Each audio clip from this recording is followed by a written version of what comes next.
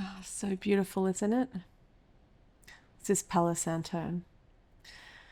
My name is Shantae. Welcome, welcome, my friend.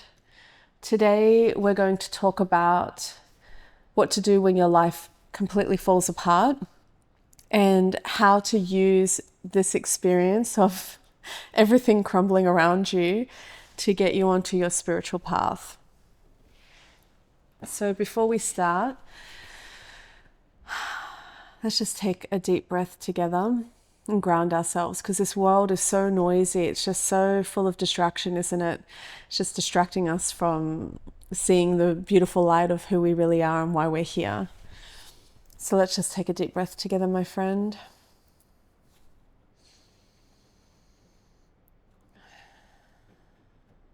Oh, so calming. I love it. I really feel there are so many angels surrounding my home today. I can really feel it. Thank you so much for helping me. Thank you. So yes, when life falls apart, my experience was everything fell apart, and I thought I was meant to do some inner healing work and heal some wounds and traumas and, see it as like an opportunity for growth and then just get back on the hamster wheel of life. But then it fell apart again. And it was very painful. And I went, that's okay. I'm just going to work through it. I'm going to learn about myself and get back on the hamster wheel. It wasn't until it happened the third time that it put me in a really dark place. I was in such a bad place. I don't know how I got out of there. I really think there were angels. Well, I know there were angels guiding me, because more recently they've told me that it's like they knocked the tower, like they knocked the foundation of my life to jolt me, to wake me up, because I was on autopilot and asleep, so I could get onto my spiritual path and to return home and to wake up to my own soul, which was to connect into her, the divine beloved. At the time when the first round, when the tower crumbled, I don't know if you're in your first round, second, 15th, wherever you are, my friend, we've got this. We're going to go through a step-by-step guide, okay? We've got the notes. We're going to go through it today. At the time, I didn't have any spiritual practice. I didn't believe in spirit. I didn't believe in anything. I was in the corporate world on very good money, and the money just got better, actually. Each time the tower fell apart, it was like luring me back in, like, oh no, don't you go and find yourself and wake up to the world and reality while you're really here. Come back, come back, come back. But when it really fell apart, it put me in a really dark place. And I'm so glad that I listened to my heart and was guided. I didn't realize at the time that angels were guiding me, but then I went through this process and these steps, which we'll go through in a moment. And then I could use this experience of my whole life falling apart to actually get onto the path I was meant to be on, that I had dropped off. Actually, I don't think I ever really got on it, to be honest. Even when I was spiritual, when I was younger, it was not, there were moments of deep spirituality, but so much of it was conforming to what everyone believed around me, even though my heart felt different about a lot of things. So let's begin. Okay, yeah, this is a good point. I'm like paper everywhere. This is not scripted. There's no teleprompter. It's from the heart, my friend. So falling apart, what does it look like? Let's really talk about it, because you've either been through it, you're about to go through it, or you're going through it right now, because we all go through it. We all go through it. It's a blessing in disguise. But the way it often will happen is your job will end, or something really bad happens, or there's a health crisis, a severe health crisis. You might be completely knocked off your feet. That was one of my episodes, knocked off. And unable to move for some time, or a relationship ends. And at the time it's really painful, because When these things happen, they are a core of the identity that you have built of who you thought you were and how you were supposed to play the game of life. And you're very attached to it. You don't realize it, but you're attached. And it is giving you a sense of security and belonging, a sense of connection. And it does do that. Of course it does. But what it has also done is disconnected you from your true self. You have abandoned parts of who you are. You've abandoned your beautiful divine light in order to survive, in order to live in this world, in order to be accepted. And what's so beautiful is that with everything crumbling in your life, you're actually returning home to her, to the beloved. She's the creator. She created you, my friend. She created everything. By returning to your true self, you're actually returning to her. And when everything falls apart, if you have a step-by-step guide, which we'll go through, it becomes much easier. There's still pain, there's still nights of crying and like rocking in the corner and just in despair. And moments of questioning it all. That's normal. But when you have a guide to go through the process, you can turn it into your greatest growth. So the first thing that is so epic about when everything falls apart in your life is that the soil is fertile. It's fertile. And it's almost like a bird, the cage has crumbled so you can be free. And what we often do, which is what I did, is that I got back into the cage, or I just found another cage, because the cage was familiar. And the cage is what everyone's doing. It's what everyone's doing. It's what society's telling you to do. Society wants you to follow its rules. Society wants you to be a consumer. Society wants you to be rigid. Society wants you to think that by following a 50, 70-year life plan, you're going to be okay. You're going to be happy. You're going to find meaning. But it's not true. It's not. You just become a consumer of products that make some people very, very wealthy. So the soil is fertile. And when the cage disintegrates, another thing that it gives you is freedom. We think we're not free because we feel there will be a heartbreak, like a heartache of something that has been lost. And you can feel heartache when you go through a hard time in your career, a project derails or you don't get a promotion. It's all heartache because we're heart beings. Our soul is connected to us through our heart. But you get a sense of freedom, and you actually want to use this freedom to help you to grow, to help you to get to where you want to be on your spiritual path and find your real purpose. Okay, let's get to the guide. I want to read a quote to you. I think this is so beautiful. There's so many meanings to this. So many videos we need to make about this, like 2 lines. But this is so beautiful. This is what I love. And it is related to what to do when your life falls apart, how this is related to your spiritual path. It's from Baha'u'llah.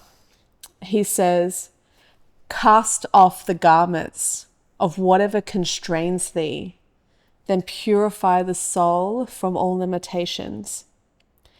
Illumine the heart's darkness with his light, that thou may become a monarch in the kingdom of hearts."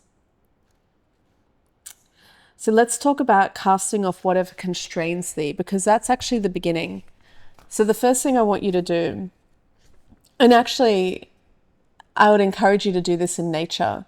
So take a journal and a pen, go offline. If you need to have music playing from your phone, put it in airplane mode. Go offline, my friend. The more that you're off the technology, the more you can tune into your heart. Technology has been designed to distract us, everything about it. It distracts us. So the first thing I want you to do is list down what are the things you have to do but don't want to do.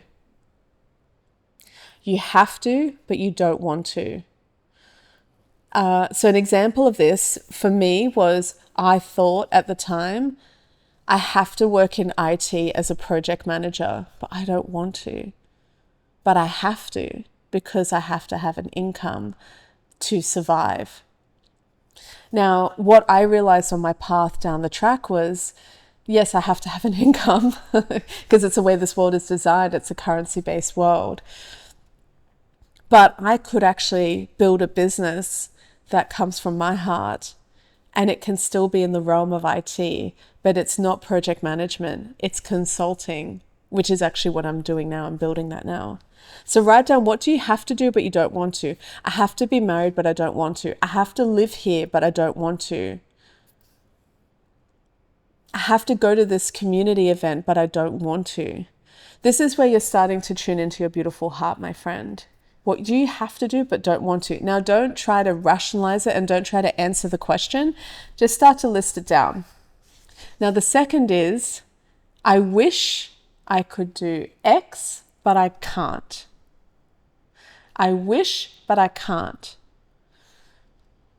This is really powerful because, I mean, for me, for a long time, I wanted to share a bit of my life on social media and share my journey, but I felt I couldn't because of reasons that I'm not going to share. And at the time they made sense. It was like, no, I can't. I actually can't be online. I can't. And then when I removed that, what was constraining me, it completely changed my life. That's how we're here today, my friend. This is a fun one, the third one. What is your greatest soul expression? This is kind of getting into the playful side of you, the artistic side of you, the inner child. Where do you feel like you express your soul the most? You know, one of the first crumbles that happened for me, I went down to, sorry, I'm laughing because it was one crumble. I went away and then I had the second crumble, which was actually the most severe one. But between these two in this beautiful brief window, I went and got a cabin on this, it was an off-grid, like kind of like a tiny home in a place in south of Brisbane. It's a beautiful place, and there were a few of these like kind of tiny homes on this very remote property, and it was very rustic. The land is very rustic there. It's on the south side of Brisbane. It's out of the city in Australia, in case you don't know where Brisbane is. But there's Olympics coming, so I'm sure you've heard of Brisbane. And I was journaling, right? I was just at the very beginning of starting to connect to my heart. But I felt I had to still be in this cage because I hadn't done 1 and 2. Like, what do I have to do, but I don't want to? And I wrote in my journal, and I just remembered that a few moments before recording this, I wrote in my journal, where is my mic? Where is my mic? That was 3 years ago. And here we are. Here we are, my friend. So what is your greatest soul expression? Where do you feel like you can express yourself the most? And don't feel that this has to be just like artistic things or just things in nature. You know, there can be things that you do in a work field, like in the exchange of money, where you think, well, this is how I express myself the best. Don't compartmentalize it. This is beautiful. Oh, the fourth is my favorite. This is where I actually really started my journey. And that was when I didn't go back into the cage. Oh, I kind of went briefly for like 8 weeks. This is writing down the list of everything you need to shift and spring clean. So this is moving, changing, journey. What is so suffocating about capitalism, and it's by design, is the idea that you have to get into a debt from a very young age and you stick to the debt and you keep working to pay off the debt. What that does is it keeps people stuck. It keeps them stuck in living in a city that they've outgrown. It keeps them stuck in a job they've outgrown. It keeps them stuck in a marriage they've outgrown. I feel like most people, you know, it's like a ball and chain. It's by design. And one of the most important parts of your spiritual journey is to be able to move around. You need to be able to move. And so this is actually starting to become aware of, where do you need to go?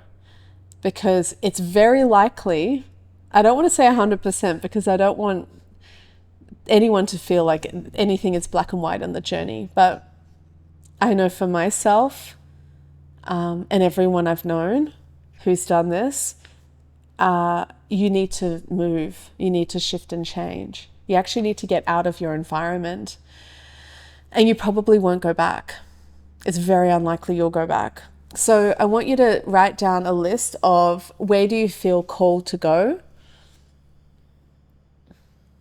What was so beautiful about my journey, because I grew up in New South Wales, in country New South Wales.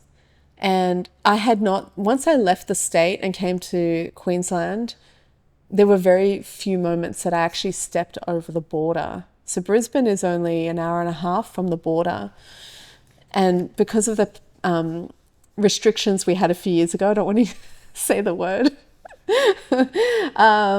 we couldn't cross the border for a really long time. We were stuck within the state. I don't know how many people outside of Australia know this, but people, like, not only did Australia have massive restrictions on coming in and out of the country, regardless of whether you were a citizen or not, we had restrictions between states, and each state was different. So I remember feeling like it was time to leave Brisbane, that I didn't know where to go. And I started doing weekends like out of Brisbane. I ended up going north, which is where I live now. But I remember doing this trip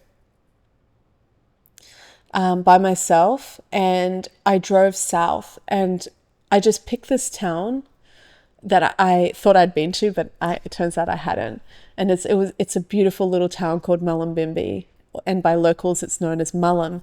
And it's 10 minutes from Byron Bay. It's in the Byron Bay hinterland, and it's in an area called the Northern Rivers. And I remember as I drove over the border, it's so beautiful when you drive over the border. Yeah, you're kind of like you go over the border, you go past the Gold Coast airport, and then you kind of come over this peak, and you see the ocean. And then you kind of come down the hill, and you go over, I think it's Chindera, over the Tweed Heads River, the Tweed River. And then you're coming into New South Wales, and then you notice the license plates on the cars change. They go bright yellow to New South Wales. And on this particular trip, which I don't know how long it had been since I'd actually been over the border. I think it had been years. It'd been a long time, years. I went over the border, and I was on soil, New South Wales soil, and I just started crying. I was like, oh my God, I'm home. I miss home. I feel drawn here. And I think, yeah, this was the trip. And no joke, as I was driving, I think it's about 30-40 minutes from memory from the border to get into the town of Mullumbimby, I saw 3 rainbows right in front of me on the road. And I knew I was being called. I was being called. And then everything kind of pulled me to go there. And then I moved there. I did. I left Brisbane. And I didn't realize at the time that I needed to get out of my life, because I needed to shift everything in my environment to find my heart and to find my own soul. So this is really important for you to think of what you shift. And if you can't shift in the next few months, just shift your routine, shift your house, move the furniture around, get rid of furniture, get new furniture, go to different places that you don't have any memory attached, because you need to be exposed to unfamiliar things to find your heart. Okay, we're getting to number 5. So this one for me didn't start until I was out in the country, living in a cabin, and, being able to wake up and walk onto grass, as opposed to where I was in Brisbane, you walk onto concrete. This is starting a daily tune in practice. And this one, I started this, but how long did it take? Yeah, I don't think it was till I moved again. So 8, 9 months later that I actually was tuning into something, not just the air around me or the universe, which wasn't tuning into anything. So when your life is falling apart, this is something you want to start immediately, is a morning daily tune in to the beloved, to the one who has created you, my beautiful friend, and tune into your soul and tune into the angels who are guiding you. This is so important because you will be guided over many, many, many, many, many steps on your spiritual path. And when everything crumbles, you are being guided to go on a different path. And you don't need to know the whole path straight away, but you need to, you want to be guided on what to do next. And what is so beautiful about the spiritual path is that we are never alone. She's always calling us back home. And the role of the angels is to guide you on your path back home to her, to the beloved, which is actually also the path back to your own soul. So you want to have a daily tune in practice. I recommend doing this in the morning because your mind is clear. Please do this in nature. Or face nature if you want to be in your home, and offline. It's nice to use sage, Palo Santo. I was burning that before. I've got candles, you can see. I always burn a candle. But you're not connecting to that as an entity. They are all connected to her. Your soul is connected to her. And use that daily practice to guide you. Now the final one. This is where it becomes fireworks, right? Like this is when, once you get to this point, you're like, oh, this is the point of it all. So I'm giving you this now so you can start this at the beginning, as opposed to me, that it took me like years to get to this point. And then once I was at this point, I was like, oh, that was the whole point. And this is to make your spiritual path the center of your life. Make it the center of your life and everything that you do. Because the whole point of your life on earth, my friend, the whole point of being here is to return home to her, to return to the beloved, to the one who has created you, to find your soul and to express the divine within you in this world, in this matrix, to express the attributes of her, the light of her within you, through this world and through your heart. And we're just preparing for the life beyond. The whole reason why we're here is to prepare for the spiritual world and to evolve as fast as we can, as quickly as we can. We can do it even in one breath, my friend. And to prepare, because that's the world that we belong in. We don't belong in this world. That's why we don't die and come back, die and come back, die and come back. We do, some of us come back at some points. Many of us just go there and stay there. And we may continue to evolve there, or we just stay in certain places there. But the more you evolve here, the faster it becomes. The faster it becomes. So that when you pass on, you're ideally in this beautiful world. And there's so many angels there. They'll all greet you. And it's such a beautiful place. It's such a happy place. If we all knew that that was where we would be going, we would live a different life. And so when your life collapses, there is a huge blessing. And when you make it your opportunity in this life and you go, I'm just going to start with a completely clean slate.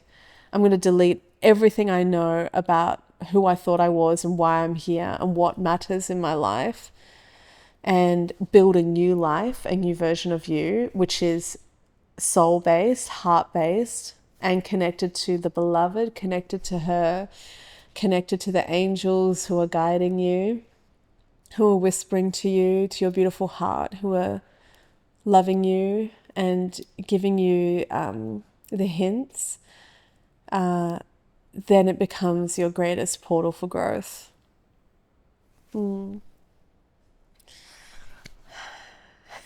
So I hope this was helpful, and I'd love to hear what you discover as you go through this step-by-step guide. Like add that in. I'd love to hear that. And then that's just the beginning, my friend.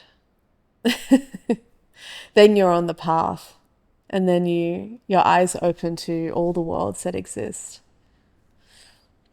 And then you see the realities that you couldn't see before. And it's so beautiful. It's so beautiful. Okay, to close, let's take another deep breath together. Tune into your heart, which is your soul, my friend. Tune in. Let's ground ourselves, connect in. Here comes the train I've been waiting for. Just a step in between me and the door. And all these before, with a dream. Thank you for being in this space with me. Thank you. I see myself standing in the clouds. Thank you.